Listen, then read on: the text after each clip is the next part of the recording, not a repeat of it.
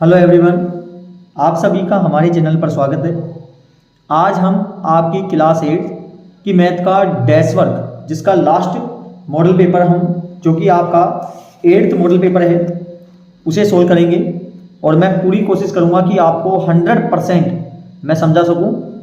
तो आज देखते हैं हम आपके जो मॉडल पेपर है यहाँ पर 8th मॉडल पेपर उसका फर्स्ट क्वेश्चन। देखो बच्चों, किस हिसाब से आपको करना है। यहाँ पर जो पहला क्वेश्चन आपसे बोला गया है वो बोला गया है कि the value of 2/5 multiply 1/3 plus 2/5 multiply 2/3। देखो बहुत आसान तरीका है इसको सोल्व करने का। तो हम क्या करेंगे, पहला जो क्वेश्चन है आपका 2/5 मल्टीप्लाई 1/3 प्लस 2/5 मल्टीप्लाई 2/3, कुछ इसी प्रकार का क्वेश्चन है आपका। तो हम क्या करेंगे, 2 को 1 से मल्टीप्लाई करेंगे 2 आ जाएगा और 5 3 जा 15, 2 2 जा 4 और 5 3 जा 15। जब बच्चों बीच में प्लस या माइनस का सिंबल आता है और फ्रैक्शन होता है तो हम क्या करते हैं, डिनोमिनेटर का एलसीएम लेते हैं। तो यहाँ पर बच्चों एलसीएम आएगा 15 का डिवाइड दोगे 1 को 2 से मल्टीप्लाई कर दो 2, 15 का 15 में डिवाइड दोगे 1 आएगा और 1 को 4 से मल्टीप्लाई कर दो 4 आ जाएगा। तो 6/15 बच्चों 3 3 से कट जाएगा तो कितना आ जाएगा 2/5। ठीक है, तो हमारा जो करेक्ट ऑप्शन होगा वो हमारा होगा सी। तो हमारा पहला पॉइंट क्लियर हो गया, आया आपको समझ में। सेकंड पॉइंट है, इफ x इक्वल टू 5 है, सॉरी x/5 है इक्वल टू 10 है तो आपको वैल्यू बतानी है x की। देखो कितना आसान है, x/5 इक्वल टू 10 है, नीचे 1 मान लीजिए और क्रॉस मल्टीप्लाई कर दीजिए। तो x को 1 से मल्टीप्लाई करोगे x ही आएगा और 5 10 जा कितना हो गया बच्चों 50 हो गया। तो हमारा ऑप्शन करेक्ट हो गया बी। ठीक है, अब देखते हैं हम third question. If the diagonals of a rectangle are 2x + 1 and 3x - 1 then the value of x will be. देखो मैं आपको पूरा कॉन्सेप्ट भी बताऊंगा कि डायगोनल क्या है। देखो रेक्टेंगल क्या होता है, हम नॉर्मली तरीके से जानते हैं रेक्टेंगल का फिगर इस प्रकार से होता है जिसकी अपोजिट साइड क्या होती है, इक्वल होती है। यानी ये वाली साइड इसके इक्वल होती है और ये वाली साइड इसके इक्वल होती है। ठीक है ना, और ये बच्चों होते हैं डायगोनल, ये डायगोनल कहलाते हैं। ठीक है ना, ये डायगोनल है। तो हमें पता है कि जो डायगोनल होते हैं ना बच्चों वो रेक्टेंगल के इक्वल होते हैं। तो ये डायगोनल की जो हमें लेंथ दी हुई है, ठीक है ना, हमें दी हुई है, क्या क्या दी हुई है 2x + 1, ठीक है, और एक दी हुई है 3x - 1। तो हमें क्या करना है, केवल इनको इक्वल में रखना है। कैसे, 2x + 1 इक्वल टू 3x - 1। क्यों रखा, क्योंकि हमें पता है कि जो डायगोनल्स होते हैं ना रेक्टेंगल के वो आपस में इक्वल होते हैं। ठीक है, तो x के पास x का नंबर लेके आओ प्लस माइनस में हो जाएगा और नंबर को नंबर के पास लेके आइए प्लस माइनस में हो जाएगा। तो प्लस माइनस माइनस 3 में से 2 गया तो 1x, माइनस का नंबर आएगा क्योंकि माइनस की डिजिट यहाँ पर बड़ी है। माइनस माइनस क्या होता है, प्लस होता है और आंसर माइनस में आता है। तो माइनस से माइनस कट गया तो बच्चों x की वैल्यू क्या होगी 2 होगी। तो हमारा करेक्ट ऑप्शन जो होगा वो सी पॉइंट होगा 2। आ रहा है समझ में आप सबों को। The square root of 6400 will be. देखो कितना आसान है। स्क्वायर रूट क्या होता है, इसके देखो स्क्वायर रूट निकालने के आपने पढ़ी हो तो 2 मेथड है, एक लॉन्ग डिवीजन मेथड और एक है प्राइम फैक्टराइजेशन मेथड। इसको तो हम बिल्कुल आसान तरीके से निकाल सकते हैं। 2 2 के पेयर बनाओ, जोड़े बनाने हैं। ठीक है, अब देखो इनमें से एक एक डिजिट निकालनी है। 2 0 मतलब हो गया 1 0 और 64 का आपने कभी निकाला हो तो बेटा 64 का जो स्क्वायर रूट होता है वो 8 होता है। क्यों, 8 8 जा 64। तो हमारा करेक्ट आंसर जो होगा वो होगा 80। क्या होगा 80। तो इसलिए हमारा ऑप्शन हो जाएगा बी। क्लियर है।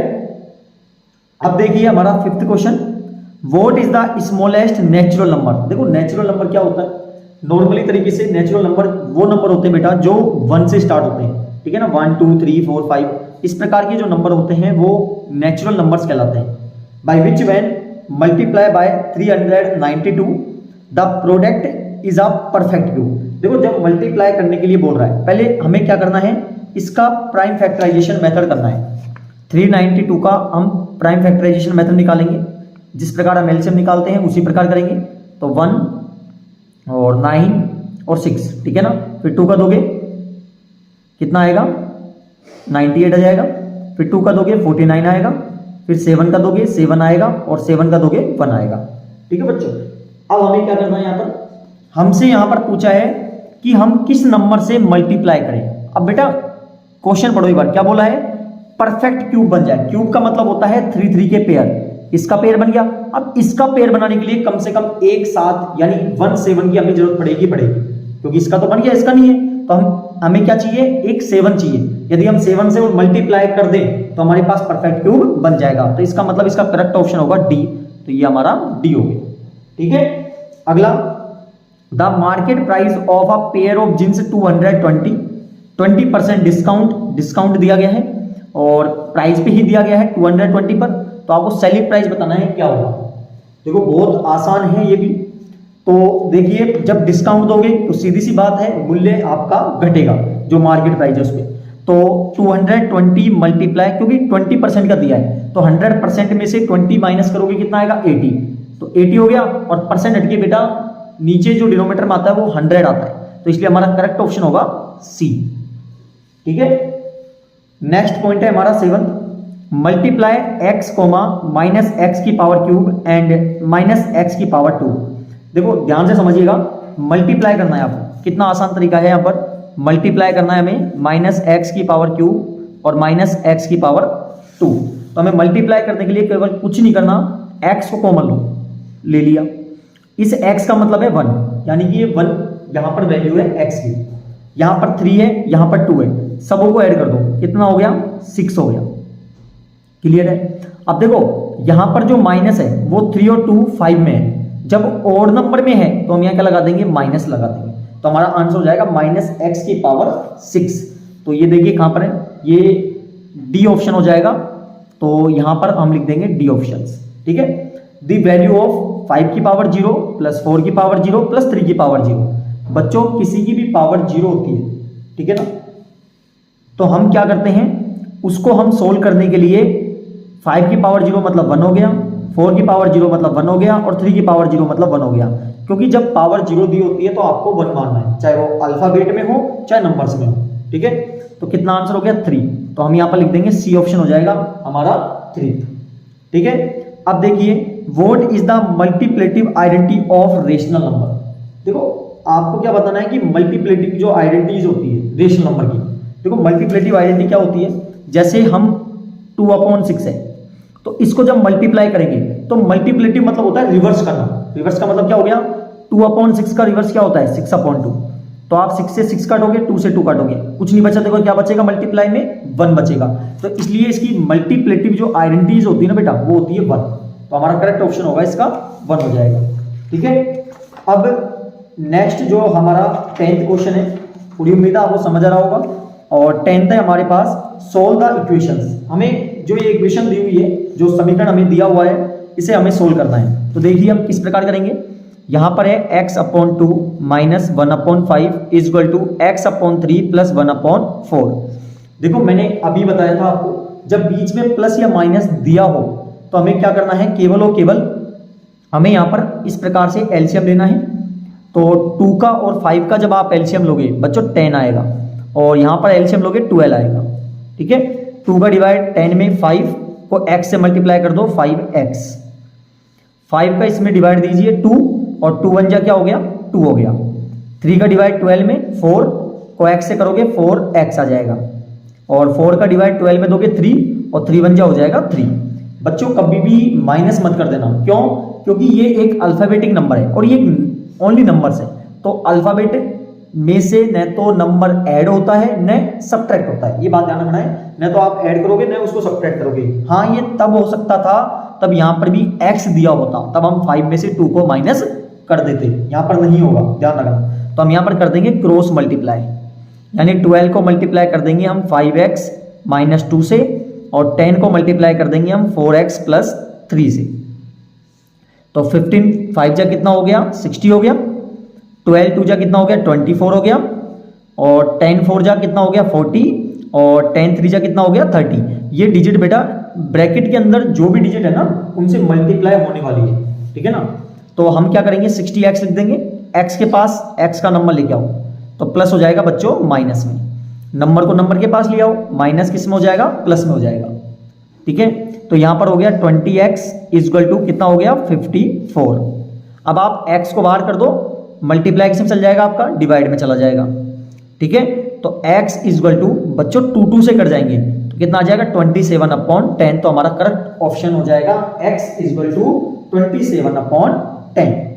नेक्स्ट क्वेश्चन देखिए 11, find the smallest natural number which when divide. देखो आपको थोड़ा ध्यान हो तो अभी हमने जो क्वेश्चन किया था वो मल्टीप्लाई की बात करी थी क्वेश्चन नंबर 5 में, तब हम डिजिट जो कम पड़ रही थी उसको हम लेके आए थे, समझ रहे हैं आप। तो यहां पर आपसे बोल रहे हैं डिवाइड करना है। डिवाइड मतलब जो एक्स्ट्रा डिजिट आ रही है ना, आप प्राइम फैक्टराइजेशन मेथड जब निकाल रहे हो तब उसको आपको हटाना है, ये बात आपको ध्यान रखनी है। The following number the question will be a perfect cube, ताकि वो परफेक्ट क्यूब बन जाए, हमें 3 का जोड़ा पूरा मिल जाए, कब मिल जाए, जब हम डिवाइड करें। तो क्या करना है हमें, केवल और केवल जब फर्स्ट पॉइंट आप कर रहे हो तो इसका प्राइम फैक्टराइजेशन मेथड से आपको फाइंड करना है। तो यहां पर 3 का चल जाएगा, 3 4 जा 12, 3 5 जा 15, फिर 3 का जाएगा 15, फिर 3 का जाएगा 5 और बेटा 5 का जाएगा 1 टाइम। ठीक है, अब हम क्या करेंगे, इसी प्रकार इसको पहले एक बार पहला पॉइंट सोल्व कर लेते हैं। तो यहां पर देखो यदि हम डिवाइड कर दें, किससे डिवाइड कर दें, 5 से, then we get a perfect cube number, a perfect cube number. क्यों, क्योंकि देखो यहां का 3 का पेयर बन गया, 5 का नहीं बन रहा। डिवाइड का मतलब होता है हमें हटाना है, डिवाइड का मतलब क्या होता है, हमें उसको हटाना है। तो हटाने के लिए बच्चों हमें क्या करना होगा, हमें डिजिट का डिवाइड देना होगा, जो डिजिट की वो बात कर रहा है। तो हम 5 से यदि डिवाइड दे देंगे यानी 5 को हटा देंगे तो हमारे पास परफेक्ट क्यूब इसका बन जाएगा। इसी प्रकार सेकंड पॉइंट है 192, 2 का चला जाएगा 9 6, 2 का जाएगा 48, 2 का जाएगा 24, 2 का जाएगा 12, 2 का 6, 2 का 3 और 3 का जाएगा बच्चों 1 टाइम। तो अब देखिए यहां का पेयर बना 3 का, यहां का पेयर बना 3 का। अब इसका पेयर नहीं बन रहा, तो जिसका पेयर नहीं बन रहा उसे हमें क्या करना है, डिवाइड करके हटाना है। तो आप क्या लिख दोगे, डिवाइड बाय किससे देना है आपको, 3 से, then we get a perfect cube number. Clear है अच्छे से। अब देखिए next 12th question, the market price of a bicycle 500। एक बाइसिकल है जिसकी मार्केट प्राइस हमें 500 रुपीज दी हुई है, 20% इस पर डिस्काउंट दिया जाता है मार्केट प्राइस पर। तो आपको purchasing price of the bicycle, ये परचेजिंग का मतलब यहां पर यदि बोल जाऊं तो यहां पर ये सेलिंग प्राइस है बेटा, तो हमें सेलिंग प्राइस फाइंड करनी है एक तरह की, ठीक है ना। तो आपको क्या क्या दी हुई है, यहां लिख दीजिए आप, आपको दिया हुआ है मार्केट प्राइस ऑफ बाइसिकल, कितना दिया हुआ था, हमें यहां पर दिया हुआ था बच्चों 500, ठीक है ना, 500 तो यहां पर लिख देंगे 500 रुपीज। डिस्काउंट कितने का दिया गया है, डिस्काउंट हमें दिया गया है 20% का, डिस्काउंट कितने का है 20% का, ठीक है ना। तो अब हमें क्या करना है, सबसे पहले हमें बताना जो है वो सेलिंग प्राइस बताना है, मतलब ये साइकिल कितने की बिकी ये हमें बताना है, ठीक है ना। तो हम क्या करेंगे, पहले डिस्काउंट को कैलकुलेट करेंगे, 20% दे रहा है, हमेशा मार्केट प्राइस पे लगेगा जो कि कितना है 500, 20 से 20 कट गया तो कितना आ गया बेटा 100 आ गया, यानी 100 रुपीज का डिस्काउंट दे दिए। अब आप दुकानदार के पास गए, दुकानदार ने बोला मैं 500 की जो बाइसिकल है उस पर 100 रुपीज का डिस्काउंट दे दूंगा, तो सीधी सी बात है वो बाइसिकल आपके लिए कितने की पड़ी 400 की। कैसे पड़ी, तो हम एसपी निकालने के लिए जो मार्केट प्राइस था 500 उसमें जो डिस्काउंट दिया गया है उसको माइनस कर देंगे, तो बच्चों हमारे पास ये जो बाइसिकल पड़ेगी ना वो पड़ेगी 400 रुपीज। क्लियर है आपको, उम्मीद है अच्छे से समझ आ रहा होगा। तो अब देखते हैं 13 क्वेश्चन, हमें ट्रू फॉल्स बताना है, ध्यान से समझिएगा। -4 की पावर 5 डिवाइड बाय -4 की पावर 8। देखो ये एक्सपोनेंट पावर का क्वेश्चन है, तो किस प्रकार से करना है आपको। 13 का फर्स्ट पॉइंट है आपका -4 की पावर 5 है डिवाइड बाय -4 की पावर 8 इक्वल टू 1 अपॉन -4 की पावर 3। चेक करना है ये ट्रू है या फॉल्स है, यानी सही है या फिर गलत है। तो हम क्या करेंगे, जब डिवाइड है डिजिट इक्वल है तो दोनों का कॉमन ले लेंगे, ठीक है।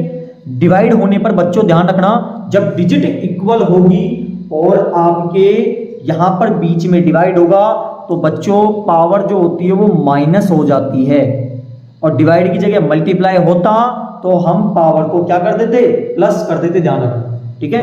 तो -4 की पावर कितनी हो गई बच्चों, -3, ठीक है ना। आपको ये माइनस का एक बार है, इसको हटाना होता है, और इसको हटाने के लिए हम डिजिट को करते हैं रिवर्स। क्या करते हैं बच्चों, रिवर्स करते हैं। अब यहाँ रिवर्स के लिए कुछ नहीं है तो हम मान लेंगे 1, तो क्या हो जाएगा 1/-4 की पावर 3, और ये माइनस बार हट जाएगा, तो हमारा ऑप्शन आना चाहिए ये, तो बिल्कुल यही ही आ रहा है, इसलिए हम क्या लिख देंगे, ये हमारा क्या है, ट्रू है। क्लियर है। अब देखिए अगला, जब एक पावर अंदर एक पावर बाहर होती है तो मल्टीप्लाई कर दीजिए, तो 1 के ऊपर भी 2 पावर है, और 2 इसके बेटा पावर पहले से 3 दी हुई है, और एक पावर बाहर भी है, ब्रैकेट के बाहर है, मतलब होल है, होल स्क्वायर दिया हुआ है, तो हम क्या कर देंगे, इसको 2 से मल्टीप्लाई कर देंगे। तो 1 को चाहे कितनी भी बार मल्टीप्लाई कर लो, 1 का चाहे स्क्वायर हो, चाहे 1 की पावर 10 हो, चाहे 20 हो, आएगा 1 ही। क्यों, क्योंकि 1 × 1 कितना हो गया, 1 हो गया, तो 2 की पावर कितनी हो गई, 6 हो गई। तो देखो बिल्कुल करेक्ट है, तो ये भी हमारा क्या हो जाएगा, ट्रू हो जाएगा। क्लियर है। अब देखिए नेक्स्ट क्वेश्चन, -3 की पावर 4 मल्टीप्लाई 5/3 की पावर 4। तो देखिए यहां पर जो हमारा क्वेश्चन है, थर्ड पॉइंट है हमारा, और थर्ड पॉइंट क्या है, -3 की पावर 4 मल्टीप्लाई 5/3 की पावर 4 इक्वल टू 5 की पावर 3। तो देखिए हमें क्या करना है, इसको करने के लिए हमें देखो, जब पावर सेम हो तो क्या कर लेंगे, डिजिट को ब्रैकेट के अंदर रख लेंगे, और पावर इस प्रकार से हम लगा देंगे। आ रहा है समझ में। तो इक्वल टू 5 की पावर 3, देखो मल्टीप्लाई में 3 से 3 कट जाएगा बच्चों, ठीक है। -5 की पावर कितनी हो गई, 4 इक्वल टू 5 की पावर कितनी है बच्चों, 3। क्या ये ट्रू है क्या, नहीं, क्योंकि दोनों इक्वल नहीं आ रहे हैं, तो हम क्या लिख देंगे, इसको फॉल्स कर देंगे। उम्मीद है समझ आ रहा होगा आप सबों को। तो अब है 13 का फोर्थ पॉइंट है, जो कि हमें दिया हुआ है 3 की पावर -7 डिवाइड बाय 3 की पावर -10 मल्टीप्लाई 3 की पावर -5 इक्वल टू 1/3 की पावर 2। तो देखिए बहुत आसान तरीका है, क्या करना है, डिजिट जब इक्वल है, अभी बताया था मैंने आपको, तो डिवाइड होने पर पावर क्या हो जाती है बच्चों, माइनस हो जाती है, ठीक है ना।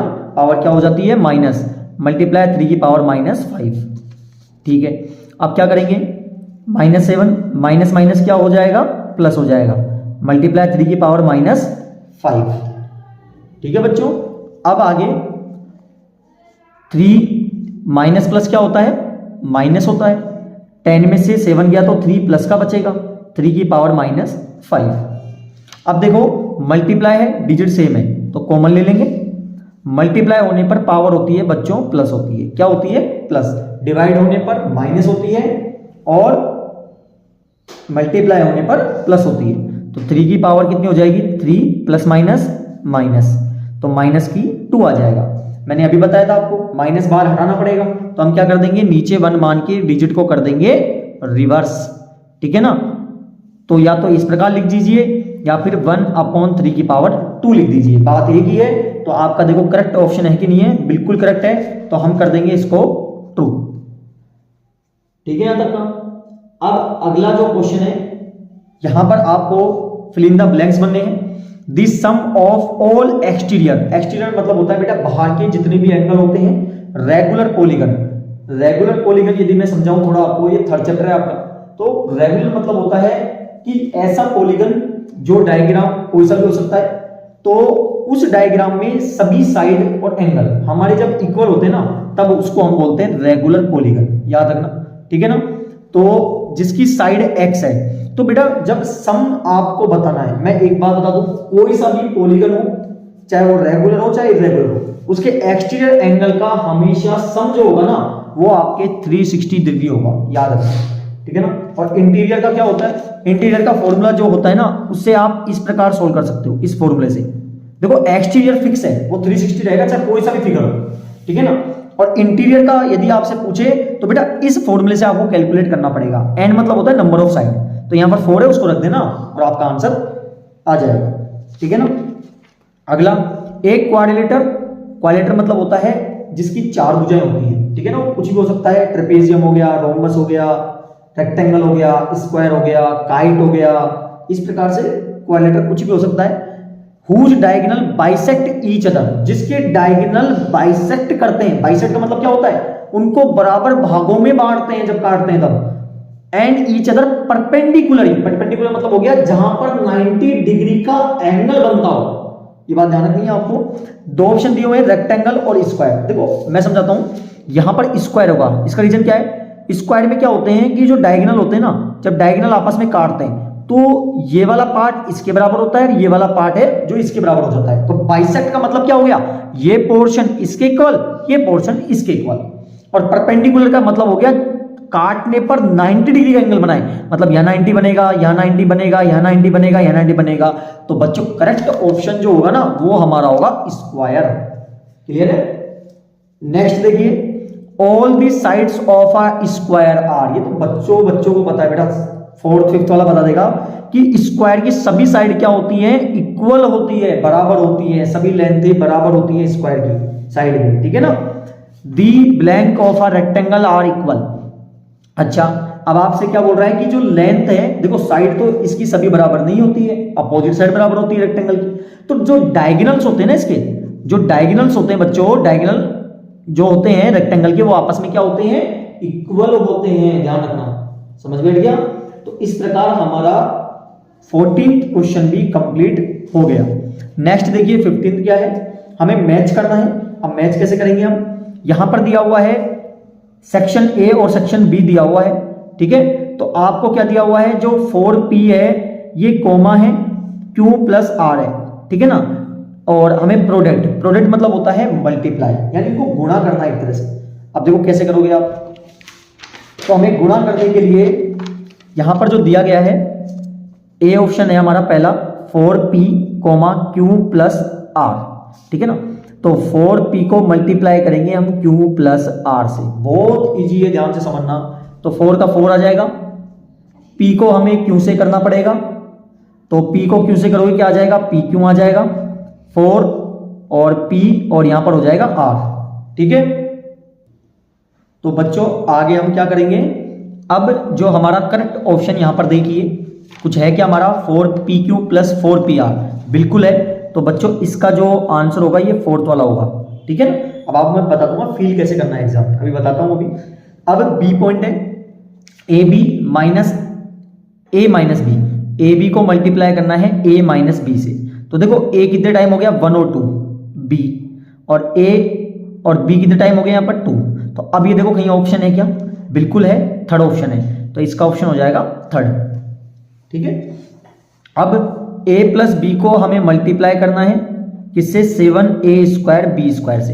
तो 7a कितना हो गया, 2 और 1 कितना हो गया, 3, बी स्क्वायर, 7a स्क्वायर और b कितने हो गए, 2 और 1 3, क्या है, क्या बिल्कुल है। तो इसका ऑप्शन आ जाएगा 2nd। अब कौन सा बच गया, 1st, तो इसका ऑप्शन क्या हो जाएगा, 1st। अब आपको देखो फील कैसे करना है एग्जाम में, यहां आपको लिखना है सेक्शन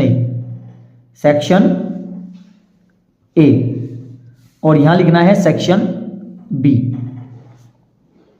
ठीक है। सेक्शन ए की जो ऑप्शन है वो सारे लिख दीजिए आप, ए बी सी और डी, ठीक है। तो यहां पर था 4p, q प्लस r, यहां पर था A B, A minus B और a plus B, 7a square B square और a स्क्वायर माइनस 9, 4a। अब सेक्शन बी के सामने इन्हीं आंसर को सेट करना, 4th पॉइंट था तो 4th पॉइंट डाल के लिख देना यहां पर, 4th क्या था हमारा, 4pq प्लस 4pr। इसी प्रकार सारे ऑप्शन सेट करने हैं आप, ठीक है ना। उम्मीद है समझ आ रहा होगा यहां तक आपको अच्छे से। तो बच्चों अब हमारा जो नेक्स्ट क्वेश्चन है, define probability of an event. देखो आपको ये बताना है कि जो प्रोबेबिलिटी होती है वो इवेंट की क्या होती है, वो हमें बताना है। तो केवल आप फॉर्मूला लिख सकते हो आप इसका, और यहां पर फॉर्मूला लिख दीजिएगा कि probability is equal to favourable outcomes upon total outcome, यानी हिंदी में यदि आप बोलते हैं तो उसको अनुकूल परिणाम बटे कुल परिणाम होता है, वो आप यहां पर फॉर्मूला लिख सकते हो। नेक्स्ट है, when the probability, right the probability of getting 6 number when a die is toss. अब थोड़ा इसको समझा दूं आपको, जब डाइस बेटा जब एक डाइस है, ठीक है ना, और उसको थ्रो किया जाता है, थ्रो का मतलब होता है उसको फेंका जाता है, तो उसमें 6 नंबर आते हैं। कौन कौन से आते हैं? 1 2 3 4 5 और 6 ये नंबर आते हैं जब आप किसी भी डाइस को एक बार आप फेंकते हो, डाइस को जब फेंकते हो, ठीक है ना। तो अब आपसे क्या बोला है, क्या आना चाहिए? नंबर 6 आना चाहिए। तो 6 कितने टाइम आ रहा है? 1 टाइम आ रहा है। तो 1 अपॉन टोटल आउटकम कितने हैं? 6 है, तो हम यहां लिख देंगे 6, ठीक है। इसी प्रकार तो अगला पॉइंट देखते हैं हम, third point, right the probability of getting head when tossing a coin. यानी आप एक कॉइन को जब आप टॉस करते हो तब उससे क्या प्रोबेबिलिटी आप पाते हो? किसकी? हेड की। अब देखो बेटा, जब कॉइन को जब आप टॉस करोगे, जब कॉइन को आप टॉस करोगे तो उसमें दो पहलू होते हैं, एक होता है हेड, एक होता है टेल, ठीक है ना। अब पूछा किसकी है? हेड की पूछा है, तो हेड कितने टाइम है? 1, और टोटल आउटकम कितने हो गए? 2, तो आंसर कितना हो जाएगा आपका? 1/2 हो जाएगा। इसी प्रकार fourth point, right the possible outcome of throwing 3 dice simultaneously. मतलब आप लगातार 3 डाइसों को फेंकते हो। देखो डाइस के जो पहलू होते हैं वो 6 होते हैं, 1 से लेकर 6 तक होते हैं। अब आप 3 टाइम फेंक रहे हो तो यहां पर पावर लिख दो 3, तो यानी 6 को कितनी बार मल्टीप्लाई करना पड़ेगा आपको? 3 टाइम मल्टीप्लाई करना पड़ेगा। और जब आप मल्टीप्लाई करोगे तो आपके पास जो इसके आउटकम्स आएंगे टोटल वो आएंगे 216, ठीक है ना।